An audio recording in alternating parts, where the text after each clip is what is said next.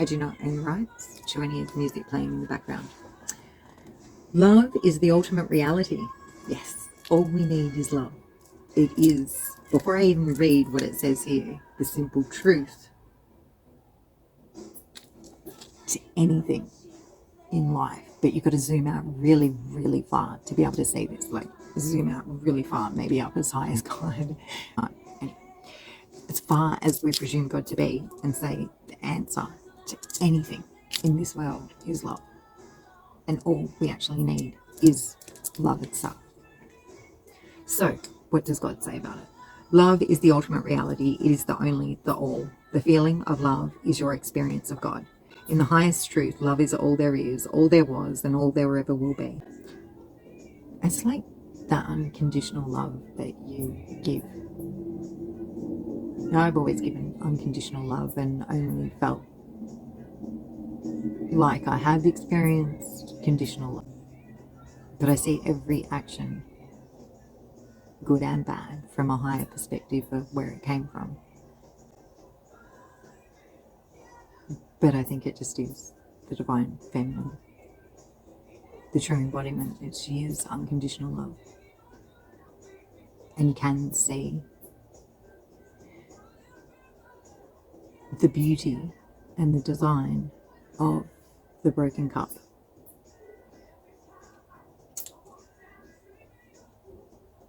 However, to go through life just providing that unconditional love presents a lack of boundary. And if you don't have those boundaries in place and you don't put them in place, you will end up suffering. So you will be met with people who will take advantage of that unconditional love that is just natural to you. So unconditional love must be met with boundaries, and that way you've got balance. Because putting the book down now, another law of the universe is polarity. And we can have some people who think that they exist above it and they can do whatever they want. You've been seen, you're not unseen. There is the law of polarity. No one exists outside of the law of karma. You go around doing shit things to people, you will have shit things in return. You can't go around throwing spells or awful, or hating on people or wishing the worst for people and expecting it not to come back to you. You can't go around bullying people or being cruel to people and expect it not to come back to you. To the point where I had realised that previously I had been quite cruel to people, and that perhaps this was just karma. And to an extent it was, but it was also to open my eyes as to the reality of the world we live in. That's as far as it goes. Moreover, anger is a powerful tool, and it's much more powerful than, say, apathy or resignation. So on the scale of consciousness, with, let's say, I think there is higher than love. No, there couldn't be. Well, there shouldn't be. Enlightenment, maybe is one of the higher ones, but on the scale. So shame, regret, fear, all of those even sit below anger, because once you get angry, that's when you're bringing energy in motion and you start taking action. So,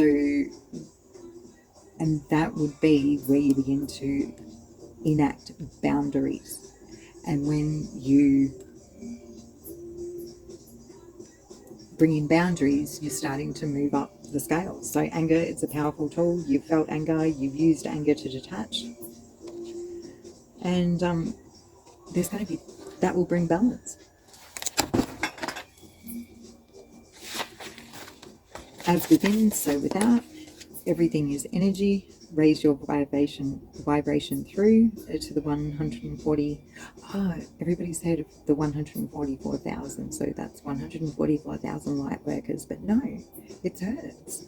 It's, if we are stardust and made of stardust, to get back into the ethers, we've got to become stardust again. So if you have a look at the, what is it? the Kabbalah, the Kabbalistic cross. It's got all the different realms within it, and there are different realms. Please refer to another video I have shot about looking through a portal and seeing different humanoid people. Oh, strange but real. Anyway, so we need to raise our frequency up to 144 hertz to get up to the celestial court, to be able to move back into the heaven, because everything in this world is made up of frequency and vibration. That's why energy healing works. That's why frequencies are able to block things. So it's all a scale, and that's why you can listen to healing music that is that has frequencies within it, and you can feel different afterwards. The numbers 3, 6, and 9 are very. You should look into what Tesla has to say about them. I believe it's Tesla. But our whole universe, if you have a look at the cochlea of an ear, if you have a look at what is that? I'm looking at one of those trees, the fern tree, is made up of the same, and it, you know how it rolls up and it rolls out. If you look at a shell, it matches up to that, and it's all got that perfect symmetry. We do live in a mathematically perfect world. There are 7 luminaries, there are 7 colors of a rainbow, there are 7 musical notes, there are 7 chakras, despite there have been the additional ones added recently. There are 7 gaseous metals, there are 7 planets, there are 7 metals. So Jupiter's energy is very creative. Venus is love. And that's just touching on them really briefly. I'm going to move forward from that and talk about let's talk about Venus and say Mary Magdalene, Princess Diana, Michael Jackson, Venusians, definite Venusians. Venus was their origin, and possibly your origin. Your work here is to embody the energy of the female Christ, help women. Love and peace is one of your mantras. Love and peace is, you know, your beliefs, what you really believe in. So say if mine are freedom, peace, and love, which they always have been, you will experience the absolute polar opposite of freedom, peace, and love. And the reason you experience the polar opposite is so you can see what it is. It's for your own expansion. Like when your heart breaks, it expands. So a really divine kind of being, they're or an ascended master, their heart has broken and expanded so many times. And the opposite of freedom would be, so if you really believe in freedom and you experience the opposite of it, and you can actually experience the opposite of it on so many different scales, like, and would that be that you are trapped in war, or you are trapped in your own head? You know, like it's where does the balance lie? But if it is your north node and where you intend to be or want to be, you're going to experience the full expansion of it.